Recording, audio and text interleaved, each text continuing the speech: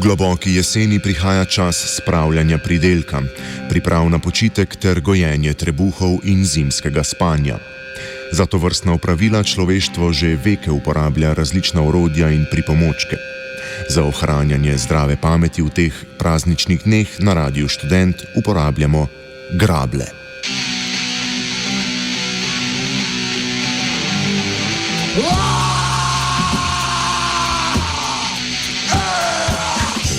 Zasavski anarhisti vetrijo frekvenco 89,3 MHz 1. novembra okoli 10. zjutraj na afterpartiju Radia Študent.